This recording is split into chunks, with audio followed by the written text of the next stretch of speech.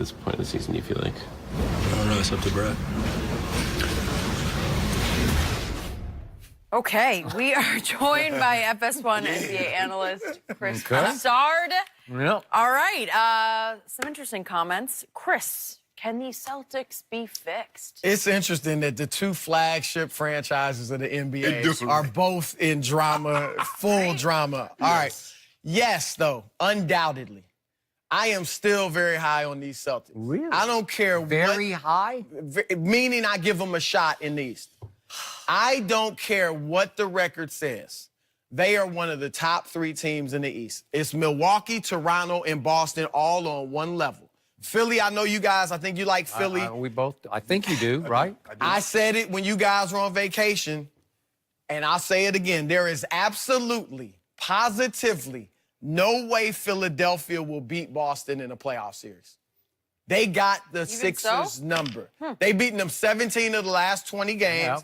And as much as I like it, I've said it on this show, I love Simmons and Embiid. They're not mature enough yet not to beat that team. Well, they got Jimmy Buckets. You love Jimmy Butler's now the leader. We've seen that. I mean, when he's in the locker room with young kids, it's disruptive. And Tobias hasn't been in that position as a leader, so they don't have a leader. And I think Brett Brown's a good coach. He is. But Brad Stevens out-coaches him when they play. Okay. We saw that last year. So I think that Boston is very fixable. Now, they got some issues. What I'm told is that the problems are really on the court. Like, it's not like the guys really dislike each other. Kyrie's kind of close with Jason Tatum, close with Terry Rozier. Like, so I think the relationships are fine off the court. It's just everybody accepting their roles on the court.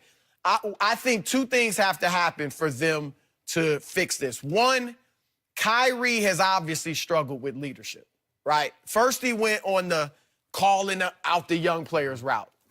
And then he went to the using LeBron as a prop route, right? To get them to see, you know what I'm saying? Right? Bingo. Like, look, I was where you at. I understand, but, you know, follow me. Then he went lead by example, which was good. He averaged 30 and 10 for a 7-game stretch or whatever. He's been really good. He's playing terrific. Last night, you could just throw out the whole mess of it. Okay. Now he's going, obviously, the no-comment route. Okay, so he's struggling with leadership. I think Kyrie needs to go to Brad Stevens and say, look, I want to have a players-only meeting. So don't do it behind his back like it's just the players versus the coach. Tell Brad, I want to have a players-only meeting. Meet with your teammates and say, look, I was wrong for putting our dirty laundry out in the media. That would help. Right? I'm learning just like all of us, you know. From this point, and I apologize, from this point forward, let's keep everything in-house. We're not together, you know, guys don't like each other or, you know, all that, because that does make it worse, because especially today in today's media climate. Even if you didn't air it, I saw you got on dirty clothes, so I know something going on. Who's seen it? Nobody's. We only know it because they all said it. We see the way they playing. Something ain't right. Regular season, okay, so that leads me to part 2. I think Kyrie needs to say that. Part 2. This is the problem with the players on the court. Jason Tatum has gotten better individually. Jaylen Brown has gotten better individually, and now they're playing more like ISO guys. Like, they want to get theirs, whereas in the past few years, it was let's do what Brad says. And it was one guy. It was Isaiah Thomas, and everybody else do what you're supposed to do. Kyrie, and everybody else do what you're supposed to do. And what they have, maybe Ainge needs to say something, or Brad, look, I get you guys are better. You can do more things.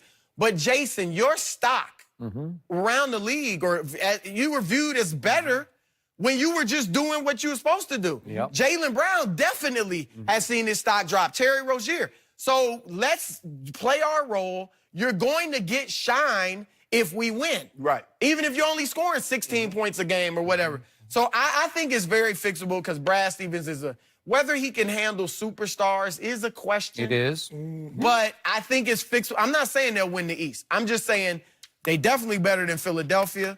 And I think that Milwaukee and Toronto just may be better.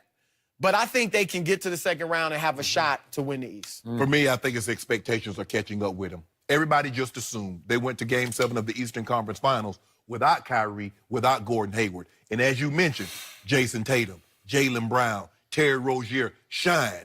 Okay, now Kyrie And by the way, no Isaiah last year. no so, Isaiah. yeah. Right, Okay. right. And Kyrie got hurt, what, February, March. Yeah. So you played the last stretch of the regular season, He did. and all the playoffs without Kyrie.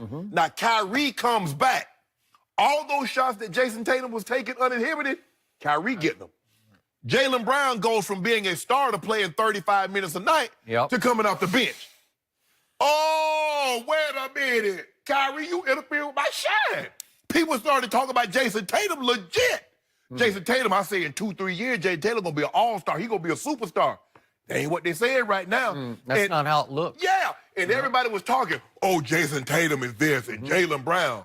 Are we sure that the package that Boston can put together with Jason Tatum and Jaylen Brown better than Ingram and Kuzma? We can't say that right now, can we? I'm not going to say that. Can we say it right I think you can say it. How? Tatum. All I don't know, know. all I Chris- know, Ingram and what I think it's arguable, but I'll give you it's arguable. But well, last year that'd have been a slam dunk. Right. Boom. Guess what? Jason Tatum last year averaged, guess how many? 14 points a game. Not like 24 points, but 14. This year he's up. Playoffs, he was okay, he was. Right. But this year he's up to 16 points a Right. game, and he looks worse than he did last year. Okay? And you Go know ahead. the big Brad Stevens, Brad Stevens, Chris.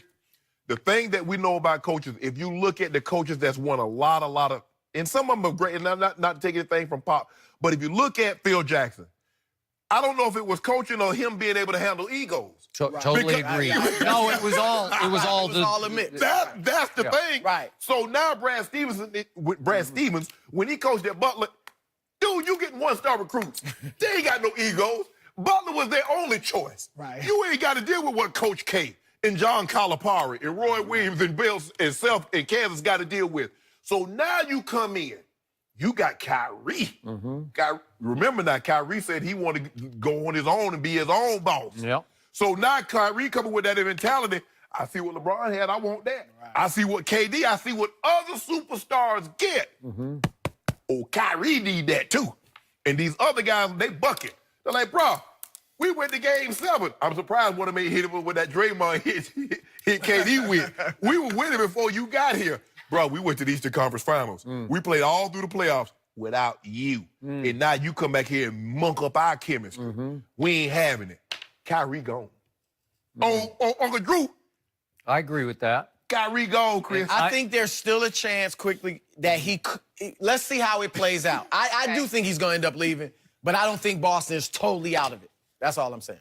Everybody in that locker room thinks the leader, quote unquote, is out the door, right? That's why they taking shots. Yeah. Why would you not do everything you possibly could to make sure, hey, man, hey, Kyrie's playing unbelievable, blah, blah, blah. But I mean, we was close the past couple of years. Well, Kyrie only been there 2 years. Yep. When were you close? When he been there? That's what I need to know, Chris. My bottom line, my takeaway right now on February 27th, 7th. shocking mess, unfixable mess. I do not see this team beat, and right now as it stands, they would have to play Philly without home court in round number 1. I don't think they could beat Philly. Philly arguably has the best starting 5 in basketball, and I'm not sure about the bench, but I'm sure enough about Embiid, Ben Simmons, JJ, Jimmy Buckets. Tobias. I'm sure enough, and Tobias. I'm just sure enough they could beat a very troubled Boston Celtics. And I agree with you. It doesn't feel off the court. It feels on the court, deeply troubled. And it starts with the one star that Brad Stevens did have at Butler named Gordon Hayward. And I have never been a fan. I wasn't a fan before the draft. I was dumbfounded at the hysteria over his free agency 2 years ago. Like, what are you talking about? He now makes $32 million a year to come off the bench for the Boston Celtics.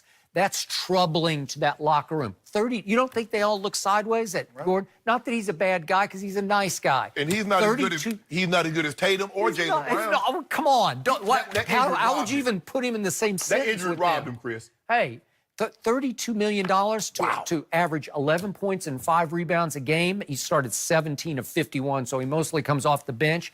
That's a problem. Kyrie's a problem. He's still the best closer in basketball. There's nobody I want to see with the ball in his hands with 30 seconds left than that guy.